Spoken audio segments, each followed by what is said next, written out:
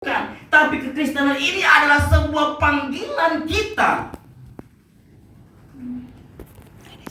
Sebuah panggilan kita untuk membawa jiwa di dalam sebuah pertobatan yang militan. Sebelum orang bertobat, kita duluan harus bertobat. Gitu. Iya. Kita dulu harus berubah. Supaya apa? Supaya pada akhirnya saudaraku, dan kami telah percaya dan tahu bahwa engkau adalah yang kudus dari Allah.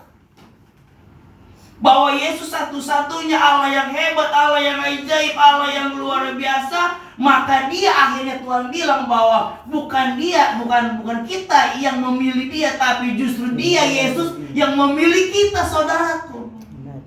Maka daripada itu tema ini, apakah engkau akan berbalik, muntaber, mundur tanpa berita, atau terus berjalan bersama dengan Tuhan? Walaupun goncangan intimidasi yang berat, iya, aduh, betul.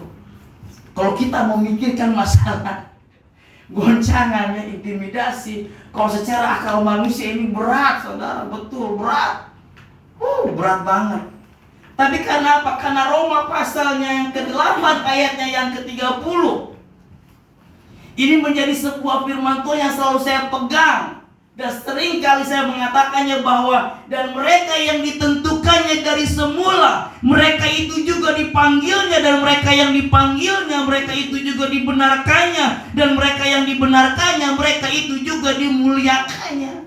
Jadi kita beruntung, bersyukur bahwa kita adalah orang-orang yang sudah ditentukan dari semula.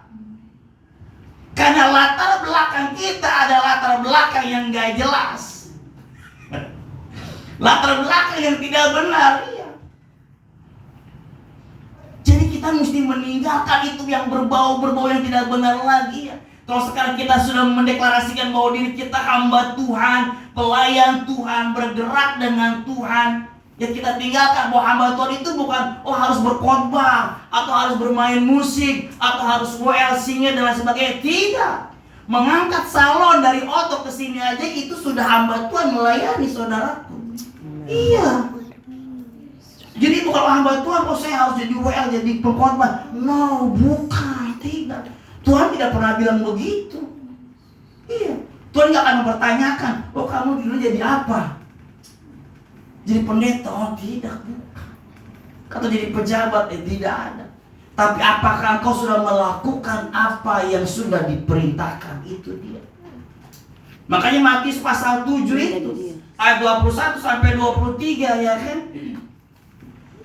Walaupun sudah berbuat keajaiban yang luar biasa, buta melihat, lumpuh berjalan, tuli mendengar, tapi kalau tidak melakukan kehendak Tuhan, maka inyalah engkau yang melakukan kejahatan. Itu ngeri, saudaraku. Makanya Kolose pasal 2 ayat ke-6 mengatakan, kamu telah menerima Kristus Yesus Tuhan kita, karena itu hendaklah hidupmu tetap di dalam Dia. Ini dia, saudara. Pada saat hidup kita di dalam Dia, saudaraku, kita akan berjalan bersama Yesus. Kita gak akan berbalik lagi, kita gak akan muntaber, mundur tanpa berita, apapun halangan, rintangan yang ada dalam hidup kita. Karena ini respon kita mengikut Yesus. Kita dipanggil dan dipilih oleh Tuhan, dan kita bertobat dan berubah. Di dalam setiap sikap kehidupan kita, kita tampil beda. Kita harus tampil beda, saudara. Karena kalau nggak tampil beda, ini dia Yudas ini. Jawab Yesus kepada mereka, bukankah aku sendiri yang telah memilih kamu yang 12 ini? Berarti juga menandakan memilih kita semua. Kalau bukan Tuhan yang memilih kita, kenapa kita capek-capek ada di sini? Apalagi Om Yunus 2 kali, bayangkan jam 3 baru dari tempat pelayanan lagi, harus segera ke sini. Iya. Berarti apa? Berarti Tuhan yang memilih kita, saudaraku. Bukan yang kita mau. Kalau kita mau, buat apa? Lebih baik duduk di rumah, bikin bikin kopi, makan pisang goreng, ya kan? Nonton sinetron Indosiar, curhatan seorang istri, ya kan? Istri yang disakiti. Nggak pernah ada suami disakiti. Disakiti. Maka saya sekarang saya suka nonton gitu kan. Saya bilang kok ini, kalau siang-siang jam 12 habis selesai kuliah saya nonton sebentar gitu kan duduk. Saya bilang kok ini istrimu disakiti. Nggak pernah film suami yang disakiti. Iya dong, curang dong, iya kan? Masa istri terus? Haleluya. Iya.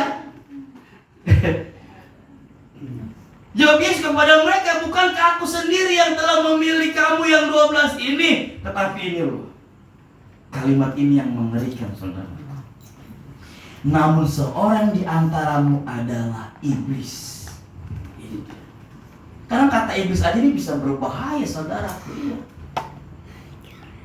Padahal maksud iblis ini bukan manusianya, tapi sebuah roh. Ini dia. Iya.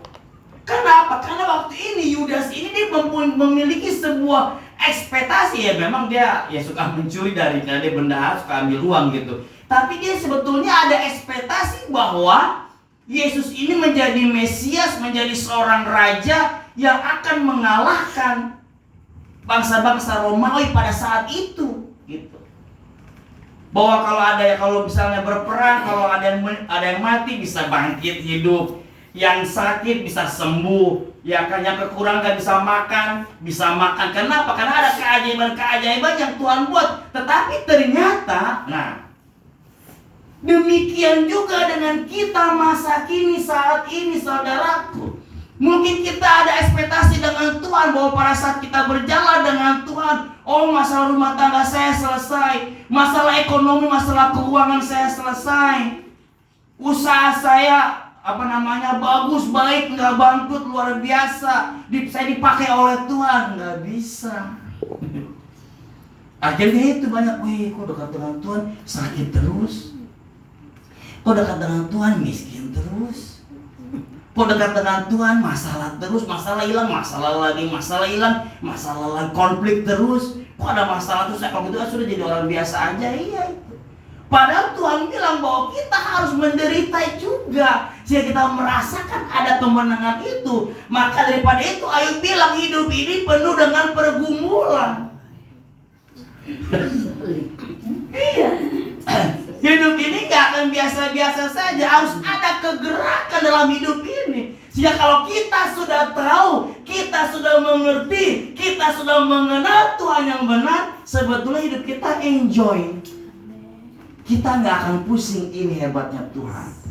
Wih, kalau saya mau bercerita, kalau hari-hari ini ya Tuhan terlalu luar biasa.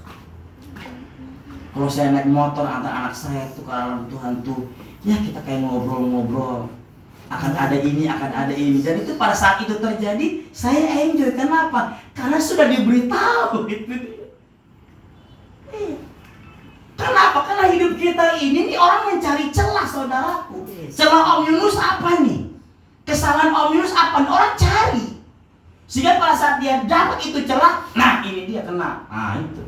Pas kena, sudah bongkar. Kalau udah probable rata bongkar kan bahaya. Sekarang bahaya probable